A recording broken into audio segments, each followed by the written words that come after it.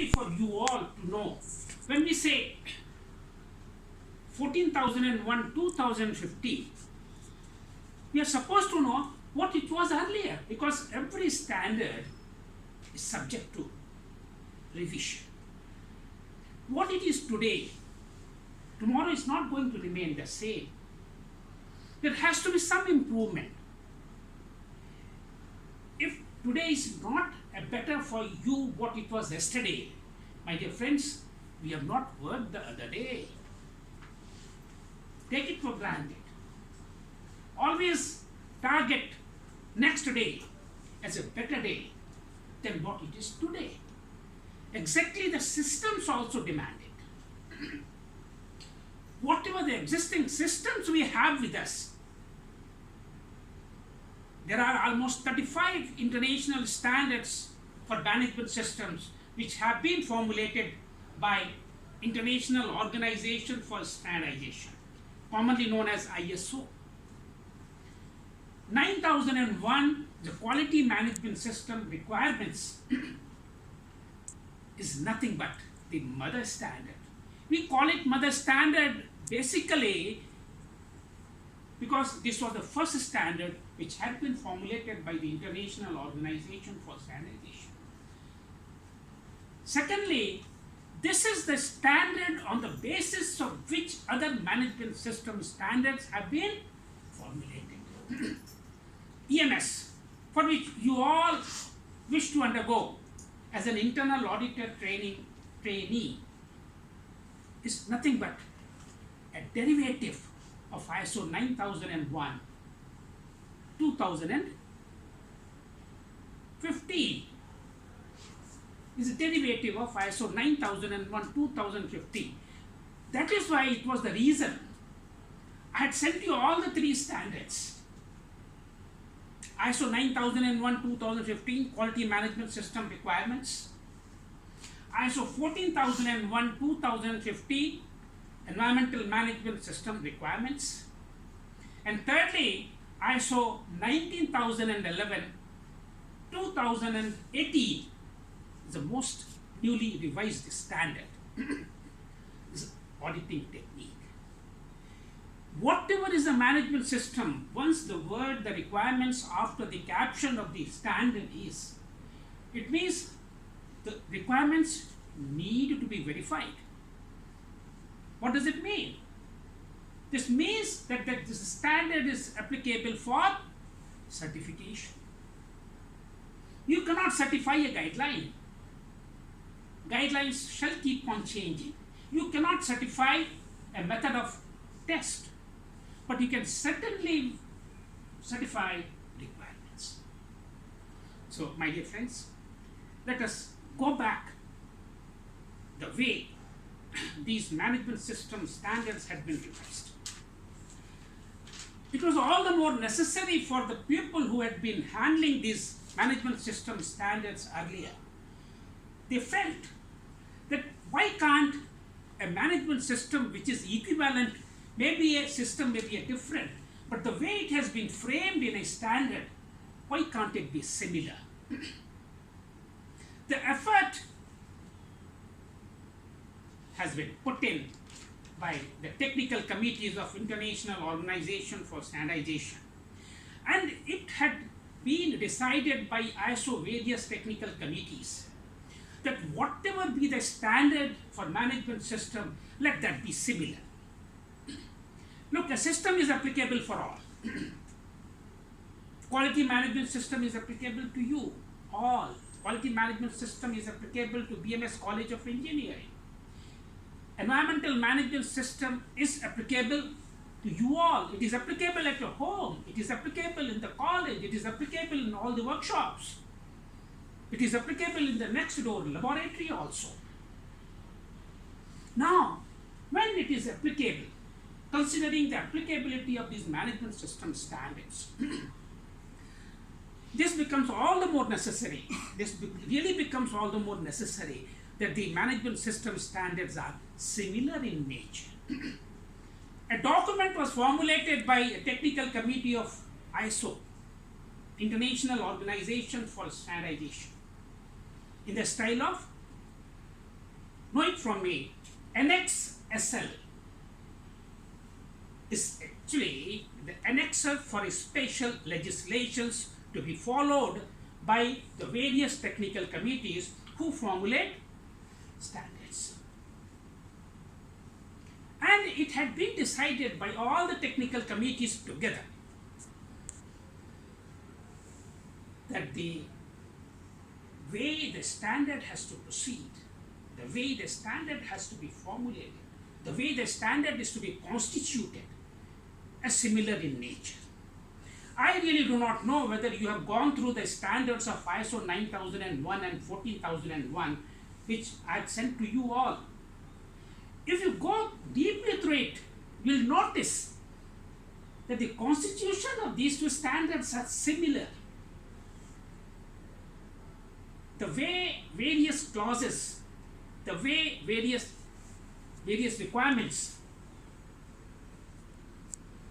have been taken into, should be taken into consideration that these are the applicable clauses. The clauses may be different.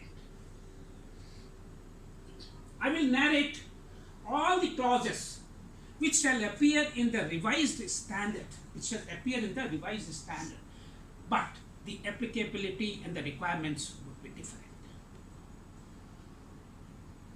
Earlier, the management system standards they used to be formulated by virtue of say 8 clauses, 10 clauses. Even there was a time when ISO 9001 had 20 clauses. Very difficult for the people who used to follow this. Very difficult for the people who used to train the people who are to follow ISO 9001, the earlier version. One thing very nice, please come in. One thing very nice which had happened, that all the clauses of this newly revised standard are really such a wonderful way, which once, in fact, when I talk to you about the way the standard has, please come in. Sir, I want to interrupt, sir. Who is the new imprint? You. What's your good name? Megha. Megha. Megha. Yes. DHA or GHA? GHA. Huh? GHA. DHA. G. Megha. G for goat. Acha, Megha. Rajan. So, the way the revised standards have been formulated are such a wonderful methodology. It's really one thing very nice for you all to remember. Look, you have plenty of years to live in this world. The way the manage, I think for the 50 years hence, no one has to touch on these, except of course a few amendments or the revision as the case may be. This is a life of at least 50 years. I can guarantee, though ISO does not guarantee this, but the way the standards have been formulated, and it had been decided cumulatively by all the technical committees of ISO, that the constitution of the standards should be similar. Should be similar. How? It was decided by NXSL. I gave you the definition of NXSL.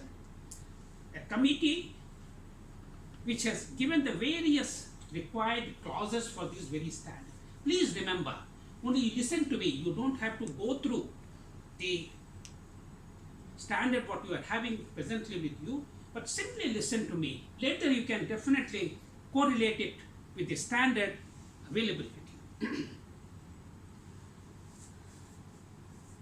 Clauses.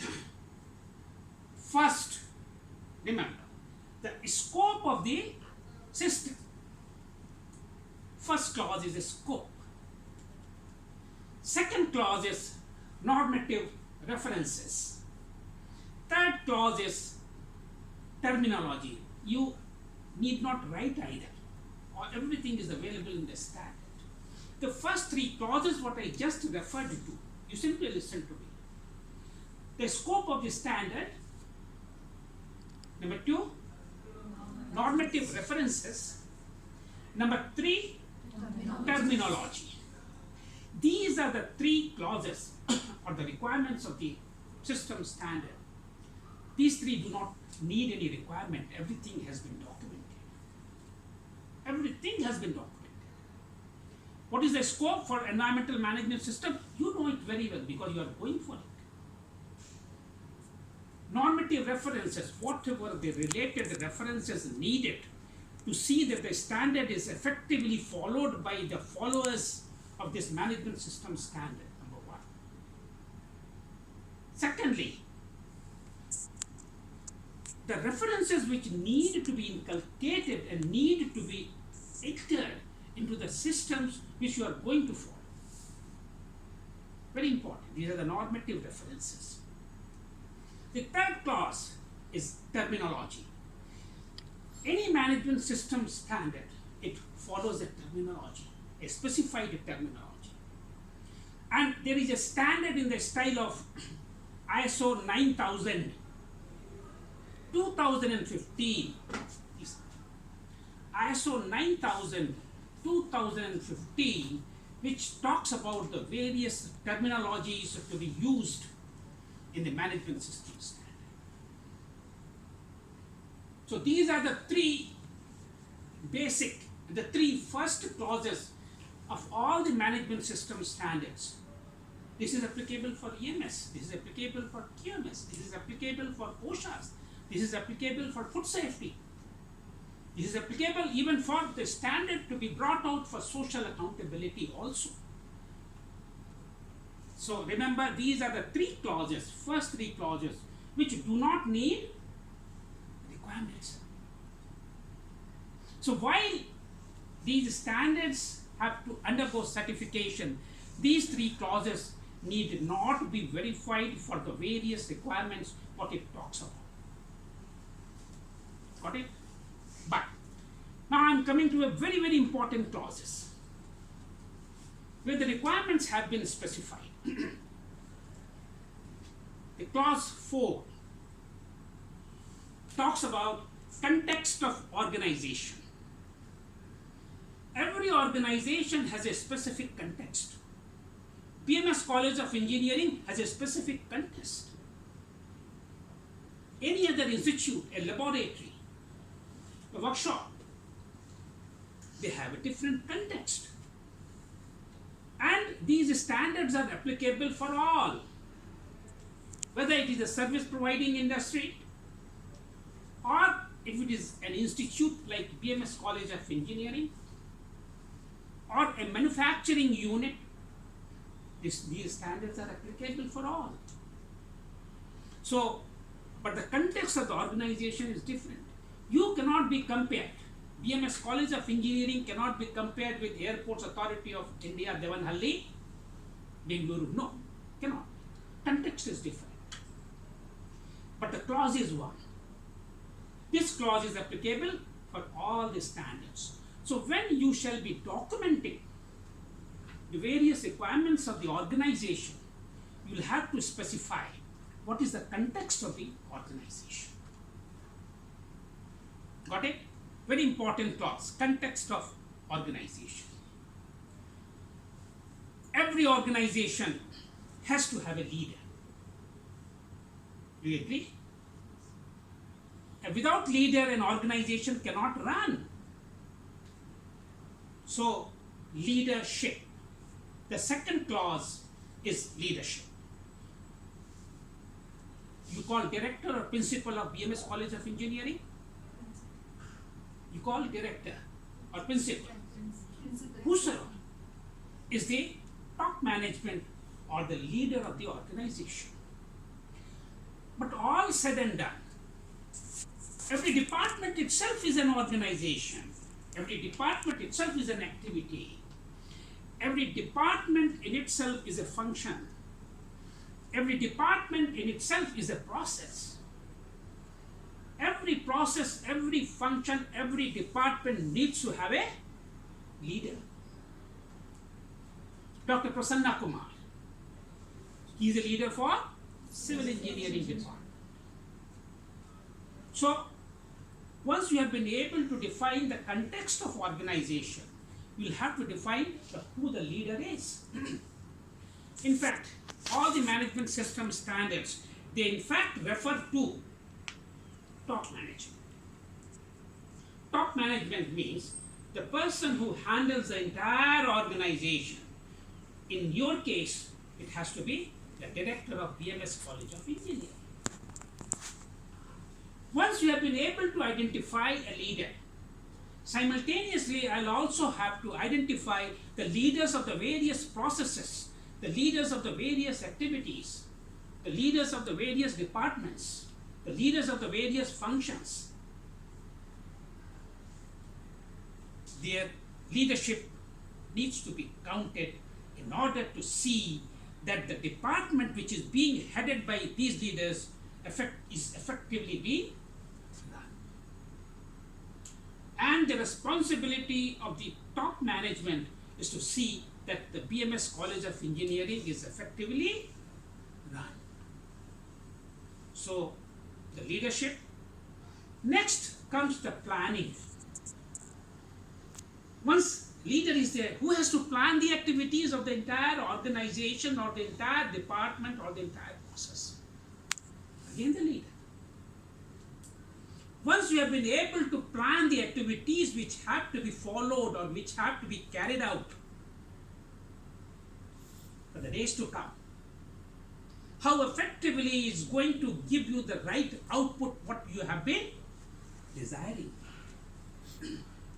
This is planning. Every leader has to plan the activities of the process which is being done. Similarly, the top management has also to see that the organization is effectively being run in accordance with the system what we have laid down. Every organization has a system. Without system, no organization can exist. So once a leader has been identified, he has to plan the activities. After planning, what do you need? Execution. You planned it, but you need resources, don't you? You need sources to see that the way the activities have been planned are effectively being done. In older days, we used to call it 3M, men, machinery and money. Yes, these are the resources needed. So it is the leader who is planning the activities have to identify what are the resources needed. Without resources, can you carry out the activities?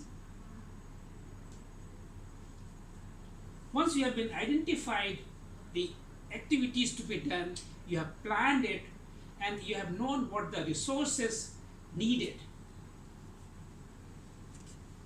Once resources have been provided to you, who is responsible to provide you the resources? Leader. Top management. It's the top management who has to provide you the resources. Once you have been able to see that the resources needed by you have been acquired by you, and the top management has been able to provide you effectively all the resources, what is your job as a performer? You're all performers. Do you agree? You're all performers. Every performer has to carry out performance, the operation. And once you have been able to identify the plan, you have been able to receive the resources, you have to find out what are the operations to be carried out. So the next activity is clauses operation.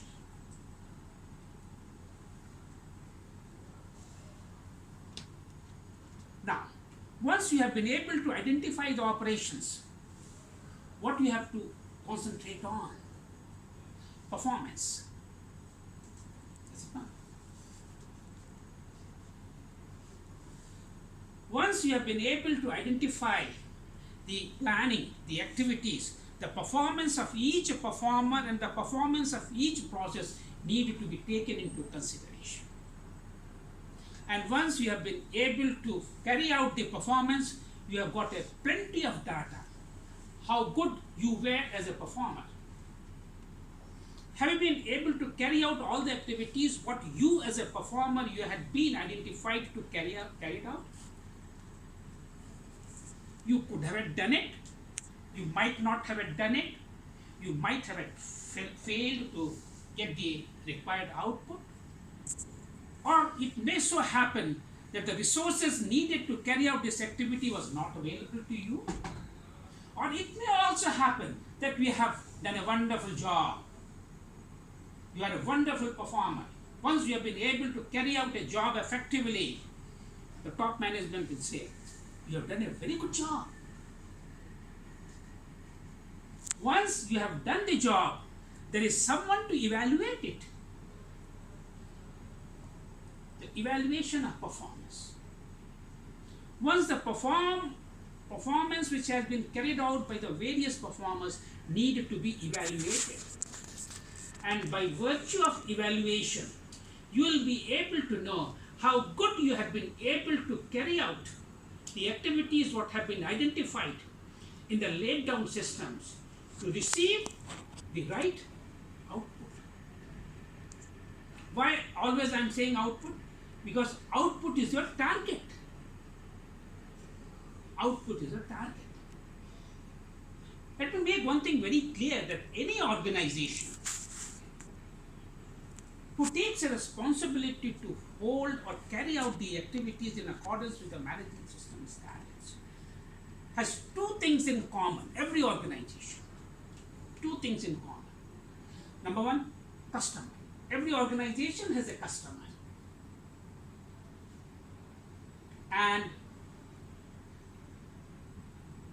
every organization has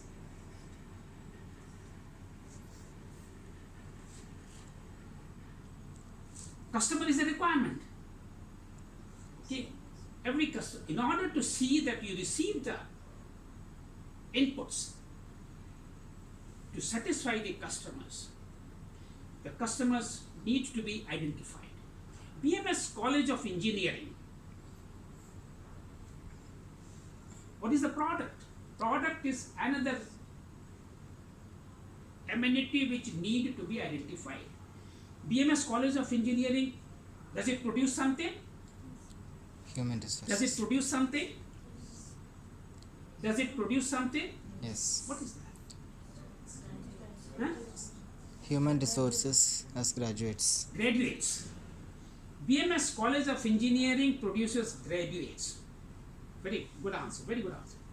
Who is the customer? Huh? Who is the customer? Look, you are the product. Who is the customer? Society. BMS College of Engineering, who is the customer? Society is the customer.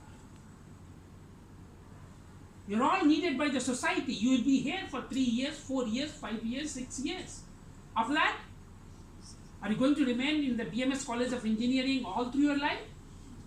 Society needs you. The society is the customer. You are the product. Every organization has to have a product. Every organization has to have a customer. And product need not be something which is visibly seen. Not necessarily. Services. Hotels. They provide services. Can you visibly see the services what is being provided to you by the hotel owners? No, but it's the services. Services and the products, in the words of management systems, the same thing. Organization may provide services. Organization may produce something if there is a manufacturing activity within the organization. Once you have been able to evaluate your performance, are you not going to look into this, that how best the performance which has been evaluated would be able to affect the improvement of the existing system within the organization? This is improvement. So, my dear friends, any management system standard need to have these 10 clauses, and these 10 clauses are similar for all the management system standards what you are going to have it either today or say 2 years hence or 5 years hence or even 10 years hence, because there are more than 35 management system standards which need to be revised by international organization for standardization. So this was in fact a basic overview. I wanted to give it to you so that any standard you go for, any management system standard you go for, you should be able to know what are the basic requirements of these very management system standards. I repeat again, first is the scope of the standard. Number 2, normative references. Number 3, terminology. 4, context of organization. Next, leadership. Next, planning. Next, resources. Very good. Then, operations. Then, performance evaluation. Having evaluated your performance, try to find out how best you can use your talent, your training, your effectivity to improve the system. This is the target for all the management system standards, my dear friends.